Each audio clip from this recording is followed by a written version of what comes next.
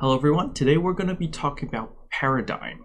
So paradigm is basically the roadmap of how you perceive things, how you see things in life, like how you have priorities and stuff. That's basically what a paradigm is. So I'm going to start off with a very simple example.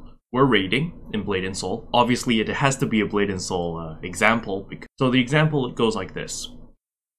We're starting a raid and one of our members don't show up. They don't let me know, they don't tell me beforehand that they're not coming, and it's just a no-show. So, you know, we're missing one member from our core team.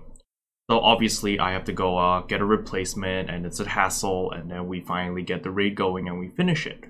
So the following day, said player logs on. So mentally, I'm prepared to give this player a lecture about, you know, you didn't give me a heads up, you didn't let me have time to prepare, and because of the lack of communication, you put me in a very difficult position, and the raid was so much more harder because of you not showing up. You know, I was prepared to give an entire lecture about that.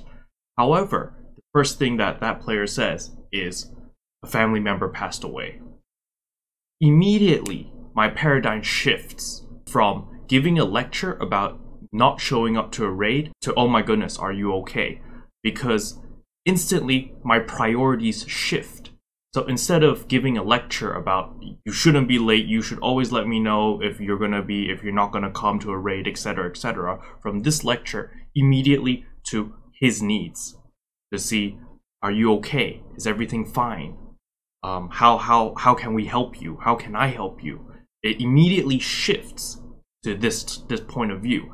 As you can see, my priorities shifted, and this is a paradigm shift. So why is paradigm so important in real life?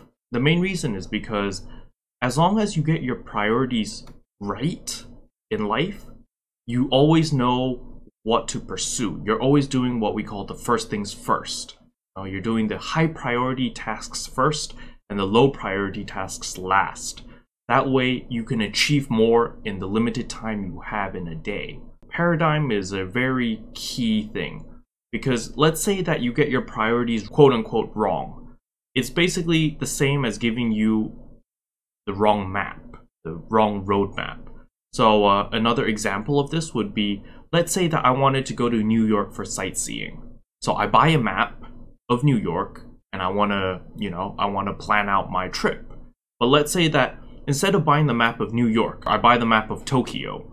So if I look at the map, no matter how hard I try, my vacation in New York is going to be a disaster because I have the map of Tokyo and not the map of New York. So it's basically the same concept in paradigm, because I'm going to have wrong map. So no matter how hard you try, it's going to turn out to be a disaster, or it's not going to turn out to be the ideal outcome that I want. Okay, let's take a step back. So now that I've talked about paradigm, how can this be applied in real life or in games, or just life in general? So again, I'm going to use a Blade & Soul example. So when I started playing Blade & Soul, there were 3 things that I wanted to do. There was 1, I wanted to progress in the game. 2, I wanted to have fun playing the game. And 3, I wanted to build a community, a friendly community in Blade & Soul. So, you know, those are 3 very different objectives.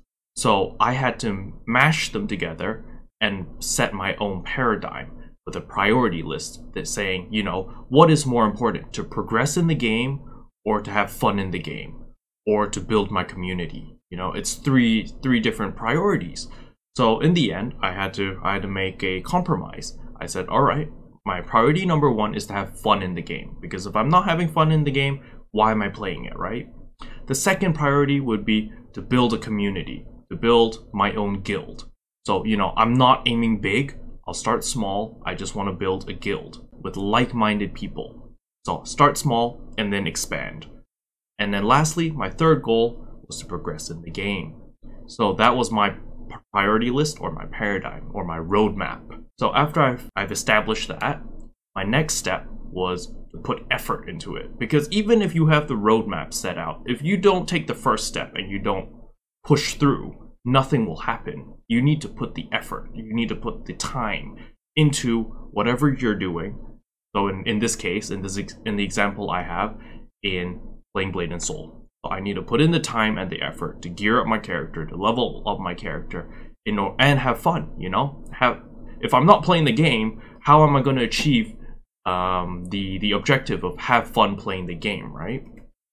As well as to build my community or build my guild. So, you know, it goes hand in hand. All of these objectives go hand in hand. So I play the game, I put in the effort, I gear up, I build my guild, and then I slowly expand. And while I'm doing that, then I achieve the third objective, which is to progress through the game. So now that I've achieved two points, you know, first one is my paradigm, my roadmap, and second of all is I've put effort and time into it. The next thing is mindset. The third thing is mindset. So there are many different ways to look at a problem or many different ways to look at a situation.